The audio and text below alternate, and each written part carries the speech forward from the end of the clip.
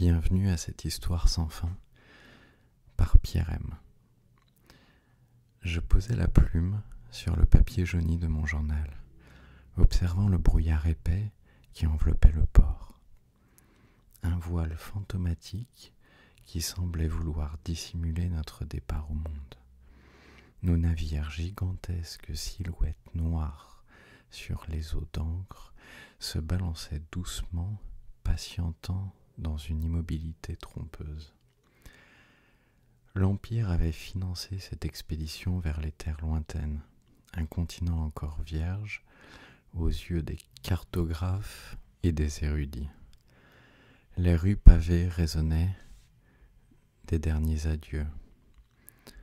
Un murmure mêlé d'enthousiasme et de peur, comme si la ville elle-même hésitait à nous laisser partir.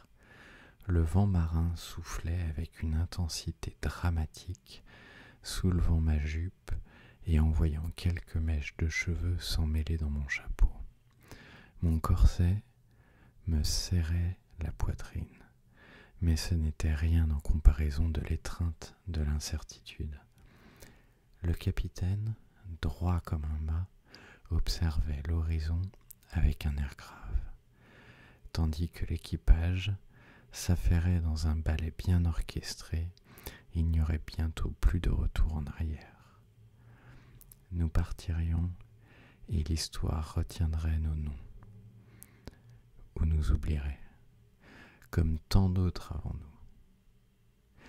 La mer était une entité capricieuse, tour à tour, alliée et ennemie, et je savais que ces vagues renfermaient les ossements de ceux qui avaient osé défier l'inconnu. La cloche du port sonna une dernière fois, un appel solennel qui nous emportâmes avec nous dans la brume qui nous engloutit bientôt. Les moteurs spatials ioniques vombissaient avec une puissance qui se ressentait jusque dans mes os. Vibrant à travers la coque métallique de notre vaisseau, alors que nous traversions l'atmosphère d'une planète vierge. La gravité fluctuait légèrement, et mon casque afficha en temps réel des données essentielles, pression, température, présence de substances inconnues. Le passage qui s'offrait à nous semblait irréel. Des montagnes aux crêtes cristallines, scintillant sous la lumière éthérée d'un soleil turquoise.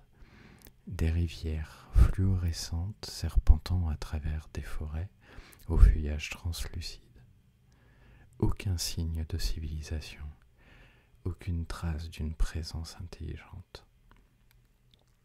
Pourtant un malaise persistait, une sensation indéfinissable de ne pas être seul. Mon cœur battait au rythme des vibrations du module d'atterrissage, tandis que mes doigts pianotaient nerveusement sur les commandes. L'exploration d'un nouveau monde était un honneur, un privilège réservé aux plus audacieux. Mais l'inconnu avait un prix, et je savais qu'il était rarement clément. L'atterrissage fut plus brutal que prévu, soulevant un nuage de particules luminescentes qui restèrent en suspension, comme si la planète elle-même retenait son souffle devant notre arrivée. Une douce mélodie émanait du sol, une résonance presque imperceptible, mais qui s'insinua en moi, comme un appel diffus. Je descendis prudemment la rampe d'accès, le cœur battant, sentant sous mes bottes une matière souple, à la fois végétale et minérale. Devant moi, le mystère s'étendait à perte de vue. Un monde entier attendant d'être déchiffré. Soudain, un bruissement léger attira mon regard vers une clairière tapissée de mousse dorée. Chaque filament vibrant doucement sous la caresse d'un vent invisible, comme si le sol lui-même respirait sous nos pieds. La lumière filtrée à travers la canopée formait des arabesques dorées, dansant sur les troncs argentés des arbres immenses qui bordaient l'espace sacré. Une douce mélodie, à la fois céleste et cristalline, flottait dans l'air, portée par des notes éparses que seul le vent semblait comprendre. Les fleurs s'ouvraient en spirale, leurs pétales nacrés frémissant dans un ballet synchronisé, exhalant un parfum sacré qui enveloppait mes sens comme un doux rêve. Puis ils apparurent, des petits êtres aux ailes irisées, miroitant comme des fragments de lumière vivante, émergèrent des creux des arbres chantants. Leur vol gracieux dessinait des traînées d'étoiles éphémères dans l'air, et chaque battement d'ailes semblait produire un son harmonieux. Une symphonie invisible qui s'intégrait au murmure de la forêt enchantée. Leurs traits étaient délicats, presque translucides, leurs yeux profonds comme des lacs d'émeraude. L'un d'eux s'approcha, flottant devant moi avec une légèreté aérienne, son sourire malicieux attirant ses lèvres fines. « Voyageuse, tu marches sur la terre des anciens souffles.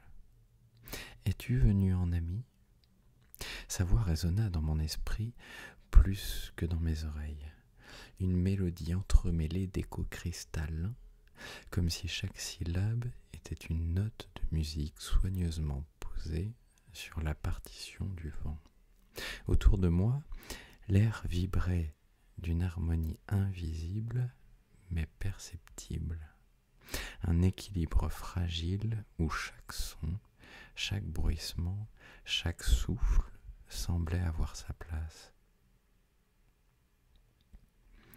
La mousse sous mes pieds paraissait vibrer doucement, et un frisson parcourut mon échine.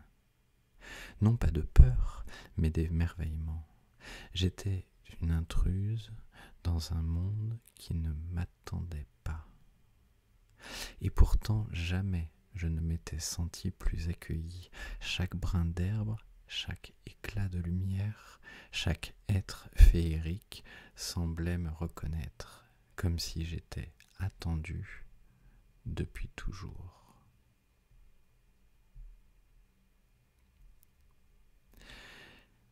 Mais le destin se joua de moi. Alors que nous avancions dans la jungle brumeuse, des ombres furtives glissèrent entre les troncs noueux. Un craquement derrière moi figea mon pas, et je sentis mon souffle se suspendre dans ma poitrine. Puis le clic métallique d'une arme brisant le silence. Trop tard. Une main rugueuse m'agrippa violemment le poignet et me tira en arrière. On ne s'aventure pas ici sans payer le prix, grogna une voix rauque à mon oreille. L'adrénaline coula dans mes veines, un froid glacial remplaçant l'émerveillement qui m'habitait quelques instants plus tôt. Mon esprit tournait à toute allure, cherchant une issue, mais la prise sur mon bras était implacable. L'ombre de mon assaillant se découpant contre la pâleur blafarde d'une lune invisible. L'odeur du métal chaud et du cuir humide emplissait mes narines. L'inconnu avait cessé d'être une promesse. Il était devenu une menace tangible. La technologie de mon scaphandre s'activa d'un simple battement de cils, projetant un hologramme de données sur mon environnement immédiat. Ce lieu autrefois prospère, selon les relevés archivés, semblait avoir été abandonné dans la précipitation. Les bâtiments en titane, rongés par l'érosion, se dressaient comme une carcasse oubliée. des vestiges d'une civilisation effacée, des drones désactivés jonchant le sol, certains encore suspendus dans un état de veille incongru. Sur un mur fissuré, un écran brisé clignotait faiblement, projetant en boucle un message d'alerte que personne ne lirait plus jamais. Quelque chose s'était passé ici. Une catastrophe, une guerre. Je devais comprendre avant d'être moi-même englouti par ce silence spectral. Mon regard se posa sur un moniteur à moitié enfoncé dans le sol, affichant des chiffres incompréhensibles, battant comme un dernier souffle mécanique. Derrière ces ruines technologiques, une vérité attendait d'être révélée. En orbite, la station mère diffusait des instructions codées, des fragments d'ordre déjà anciens. Cette planète, selon les archives, avait jadis abrité une colonie humaine, un projet d'expansion qui avait été soudainement rayé des registres. Effacement volontaire ou nécessité stratégique. Mon regard se perdit dans l'étendue étoilée, visible à travers la verrière du cockpit. L'équipage préparait un nouveau déploiement, ajustant les paramètres pour une descente plus poussée. Mon cœur battait plus fort. Chaque signal capté révélait un mystère enfoui. Chaque sonde larguée n'était qu'un fil d'Ariane dans ce labyrinthe de secrets. Nous n'étions pas les premiers à marcher sur ce sol, et l'univers semblait nous scruter en silence, attendant que nous découvrions ce que d'autres avaient voulu cacher à jamais. Dans la vallée miroitante, sous la lumière de 2 lunes, les créatures ailées dansaient au-dessus d'un lac de perles liquides. Je m'avançais prudemment, mes pieds nus, effleurant un sol soyeux, d'où émanait une chaleur réconfortante. Les petits êtres revinrent vers moi. Ses yeux brillants d'une sagesse infinie, les souvenirs du passé dorment sous la surface, murmura-t-il. Si tu écoutes avec ton cœur, ils te parleront. Et alors la vision m'envahit, des vaisseaux anciens sombrant dans les eaux silencieuses, des visages figés dans l'éternité, des âmes errantes cherchant à raconter leurs histoires. Je reculais, tremblante. Ce monde était un mausolée, et nous étions que des visiteurs éphémères.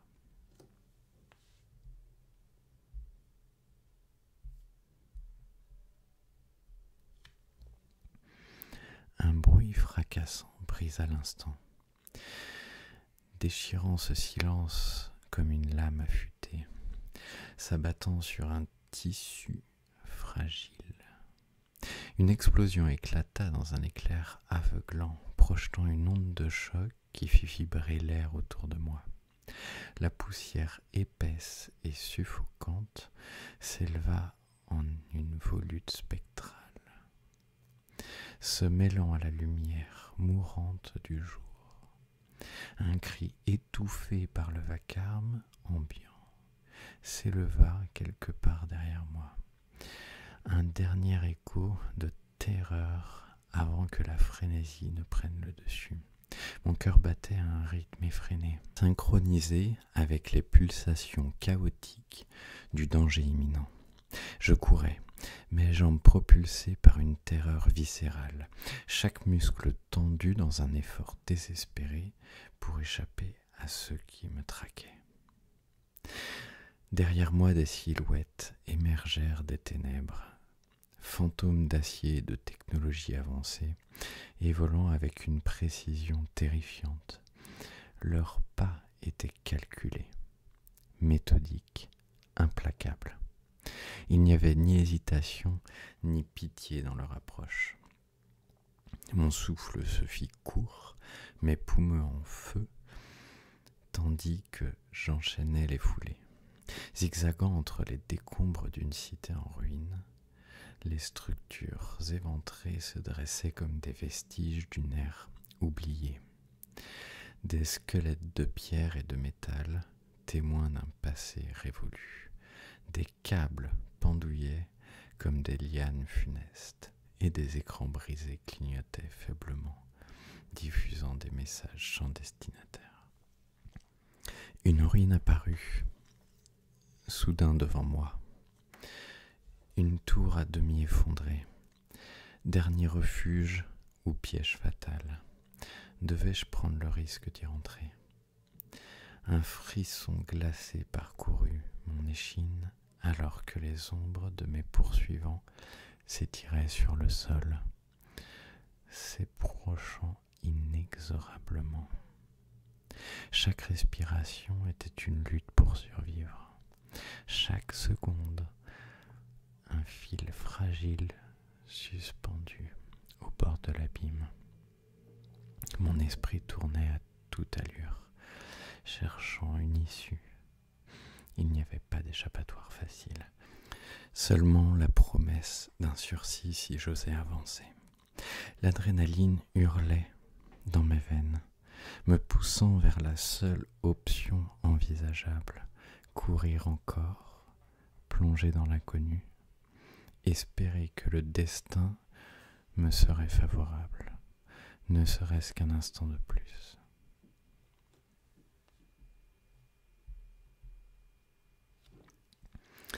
L'énergie fluctua et afflua dans mes gants cybernétiques.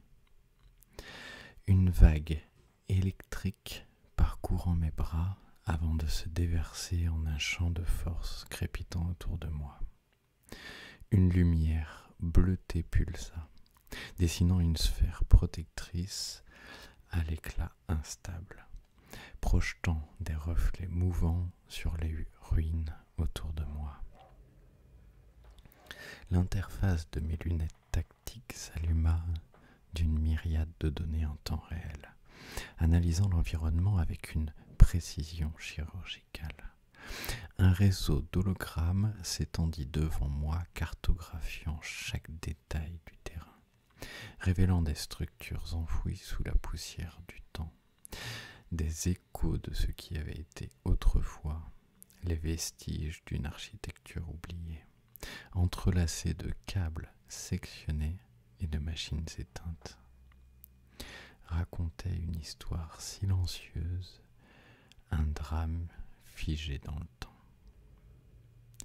Mon cœur battait avec force contre ma poitrine, tandis que mes pas résonnaient sur le sol métallique fissuré. Un grésillement statique bourdonna dans mon oreille droite, un signal intermittent tentant de se frayer un chemin à travers les interférences électromagnétiques. Instinctivement, je serrai les poings, activant les capteurs de mes gants, envoyant une impulsion qui scanna l'atmosphère à la recherche d'une source d'émission. Un instant plus tard, une silhouette translucide apparut sur mon affichage. Un enregistrement holographique de ce qui semblait être un être humanoïde, figé dans un geste interrompu. La projection trembla, sa voix réduite à des fragments disloqués. Alerte, invasion, protocole, défaillance, puis plus rien. L'avenir était incertain, mais une chose était sûre, nous n'étions pas la première civilisation à fouler ce sol. Chaque particule de poussière ici était un vestige, un témoin muet des âges révolus. Le passé et le futur s'entremêlaient dans ce territoire oublié, et mon rôle était de le redécouvrir. Une tension nerveuse s'installa dans mon dos, comme si une présence invisible observait chacun de mes mouvements.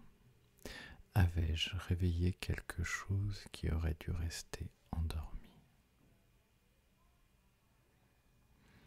Alors que je fixais l'horizon, un vent tiède caressa mon visage, transportant avec lui les parfums subtils de la terre sèche et des herbes sauvages. La plaine infinie s'étendait devant moi, un océan de vagues dorées qui se balançait sous la caresse d'une brise invisible. Chaque brin d'herbe semblait frémir d'un murmure ancien, porteur d'histoires oubliées. À l'est, les montagnes dressaient leurs silhouettes majestueuses, sculptées par le temps et baignées d'un éclat cuivré par les derniers rayons du soleil. Un lac miroitait plus loin, reflétant un ciel d'ambre et de saphir, ses eaux immobiles comme un miroir prêt à capturer les secrets du monde. Je pris une inspiration profonde, laissant l'air emplir mes poumons, chargé de promesses et d'inconnus. Chaque pas sur cette terre était une invitation à comprendre, à ressentir, à découvrir. L'ombre allongée de mon corps traçait une ligne éphémère sur le sol, tandis que mes pieds soulevaient des fines volutes de poussière dorée qui retombaient en tourbillons. Le ciel au-dessus de moi se parait peu à peu de constellations naissantes, des étoiles lointaines perçant l'obscurité grandissante comme autant d'yeux curieux observant ma progression. Le voyage n'était pas seulement physique, il était aussi intérieur. J'avais laissé derrière moi des certitudes, des attaches, des peurs. Ici, dans cette immensité où le silence était un compagnon plus fidèle que les voix humaines, je pouvais entendre mon propre cœur battre, un écho fragile mais déterminé. Loin des murmures et des chemins tracés, je me tenais sur le seuil d'un monde à la fois vaste et intime, inconnu et familier. Alors que mes doigts frôlaient un buisson aux fleurs luminescentes, leur éclat s'intensifia un bref instant avant de s'éteindre doucement comme un souffle. Peut-être que la terre elle-même reconnaissait ma présence. Peut-être n'étais-je qu'une ombre passagère sur son territoire immuable. Peu m'importait. Ce n'était que le début. L'horizon n'était plus une énigme, mais une promesse. Chaque pas vers l'inconnu me rapprochait d'une vérité plus vaste que moi. Mon voyage ne faisait que commencer. Or, nulle époque ne fut plus propice à la déraison que celle où l'on croit pouvoir s'aventurer sans conséquence dans le mystère de la nature. Ainsi, en cette heure suspendue entre le tangible et l'ineffable, je compris que mes pas foulaient un sol où le présent et l'éternel se confondaient en un même espoir. Les arbres antiques sentinelles du temps murmuraient en silence les récits d'âmes errantes, et les êtres aériens qui m'entouraient semblaient s'amuser d'un secret qu'ils refusaient encore de dévoiler. Était-ce là un rêve ourlé d'or et de brume, ou bien le seuil d'un royaume depuis longtemps oublié? Je restais là, immobile, envoûté par cette vision où chaque détail semblait empreint d'une intention divine, où le monde respirait d'une grâce ancienne, trop précieuse pour être altérée